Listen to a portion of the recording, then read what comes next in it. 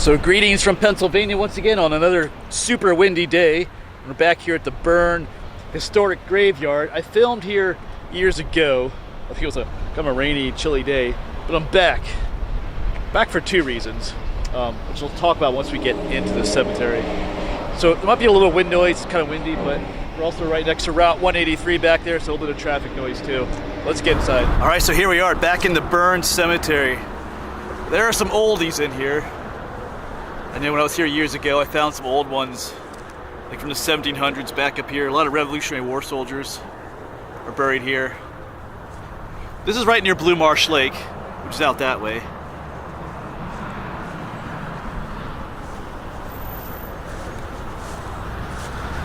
A lot of history here. And just any number of graves here too that are just field stones. They have no markings on them at all. Those are old.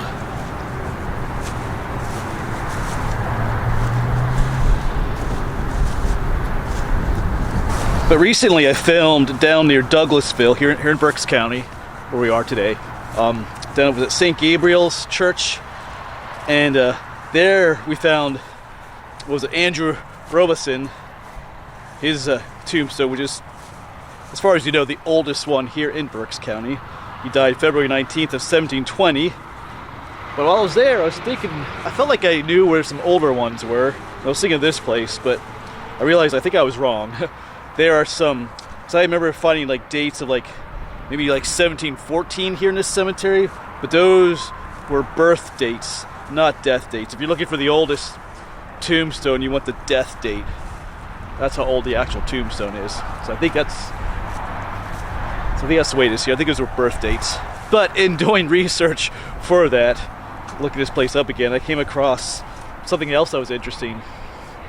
Supposedly here in this cemetery was the oldest wooden tombstone in Berks County as well. And we've talked about this in the past. So like right here is an open area.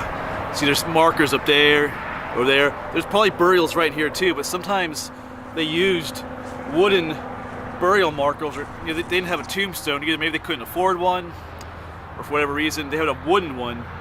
But wood is not going to last near as long as these stone ones. So anything wooden from the 1700s is going to disappear long ago. So here in this empty spot, there probably are burials. Those might have been wooden markers. Because wood just isn't going to survive the centuries. I also read somewhere too, in doing research for this, that sometimes when a person passed away, the initial marker they put here would be a wooden one, and then sometimes not until a year later they would put in the stone one, because they would need time to make it, because sometimes you die unexpectedly and you just don't have a stone tombstone magically waiting for you. They have to make one.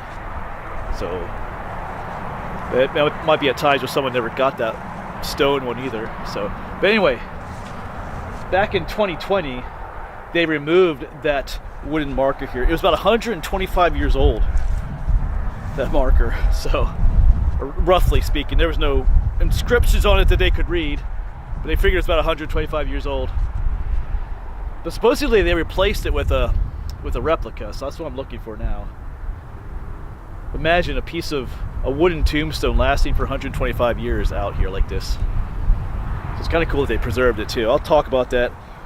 Hopefully we can get some video footage of it, or at least some photos of it. But where that marker is, I don't know offhand. I don't remember seeing it when I was here last time. Because I might have been after 2020. I'm trying to remember what year I actually was here last.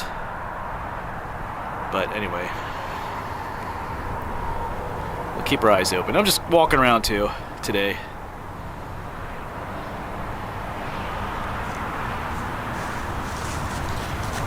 I'm a little bit sore today. My right lower leg is pretty stiff. I think I pulled a muscle or tendon or something. It doesn't hurt as much anymore. I'm not on that stiff stage.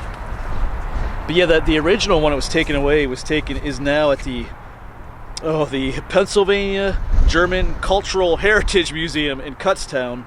And I was just there. It's at the museum there, but it's not on display anywhere. So I had to make an appointment to see it. So hopefully we'll be able to do that. I talked to people briefly there. So I just got to email them and set up an appointment. Hopefully we can see it. In fact, Well, let's find the replica first, and then I'll try to insert that footage. So we'll see how that goes. It should work out. I just have to make an appointment. All right, but how hard can it be to find a wooden tombstone here? Yeah, there's a Revolutionary War soldier.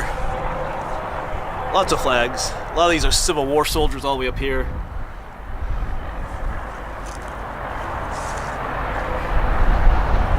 All right, where are you?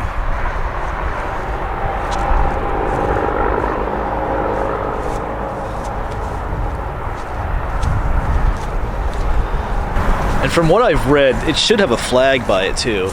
Like I said, there's no inscriptions on it, but a flag has always been placed by it, which indicates that it's a veteran. So maybe in the church records they know what it was, but on all the research I did online didn't really say anything about it, like who it was or anything. But he died in they think he died in 1890s roughly, so that would make him, if he did serve as a veteran, that'd make him a Civil War veteran. So, and I might learn more from the fellow at that German Cultural Heritage Museum too. I'll probably if he agrees to be on camera, I might learn more about it from him too, because he was involved in removing the original from here. He was involved in that whole process. So, all right, let's keep looking. I'm blabbing a lot here, but let's keep looking. All right. I think maybe there isn't a flag about this time, but that's kind of what I'm looking for. And we'll start heading back down this way.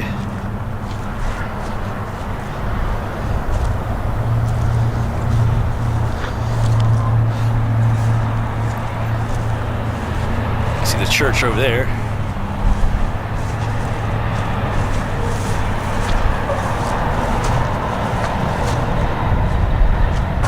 So how hard can it be to find a wooden tombstone in a sea of these stone ones? I thought it'd be easier to find. Maybe that's it up there. There's one that's really white.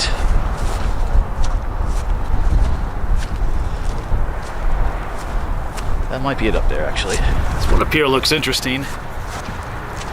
Looks really white.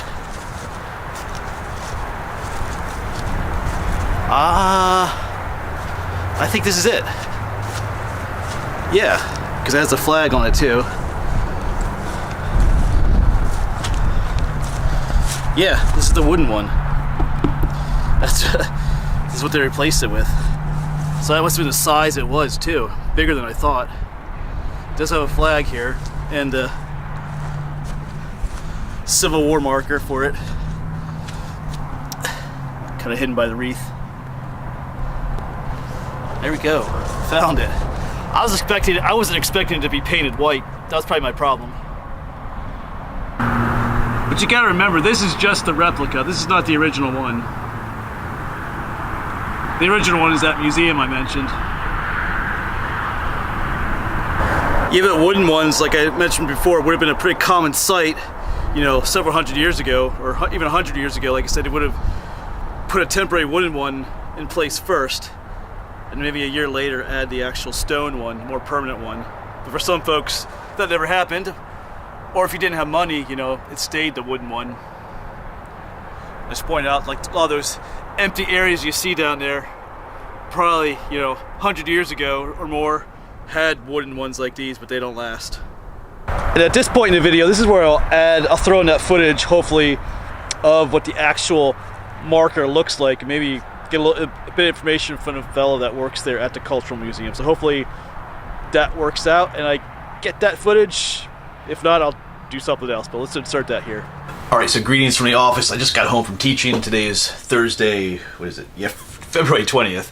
So this is the part in the video I was going to insert the footage where I got to show you what the tombstone actually looked like, you know, at that Heritage Museum. But unfortunately, I did email them about a week and a half ago, not this past Monday, but then Monday before, and I haven't heard back from them yet, so I don't know. Maybe they're busy, or I don't know. They told me to email them, like, so I actually stopped in because I thought it would be something you could just see there at the center, but it wasn't. They said it was in archives, but anyway, I haven't heard back from them. I was thinking about waiting a little bit longer, but it's been a week and a half, and at this point, I'm not sure that I'm going to hear back from them. But anyway, I do have pictures here on the internet of what it looks like. So let me at least show you that.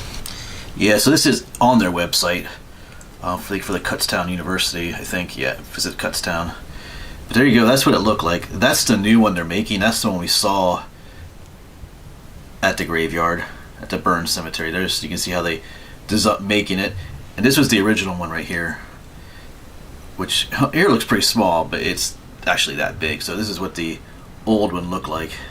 You can see the little Civil War marker next to it. So, but yeah, but there it is. That's the best we're gonna do, folks. All right, but I think that'll be it then for this cemetery today. I'm gonna limp my way back down to the Jeep. I know we visit a lot of cemeteries, but I feel like doing a whole series on these historic cemeteries. Maybe learning more about them and more with the prominent people, some of the prominent people buried in these historic ones. That's just something that's growing on my mind. But anyway, let's get out of the wind and the cold. As always, folks, thanks for coming along, and stay safe, stay warm, and hopefully we'll see you on the next one. Thanks for coming along.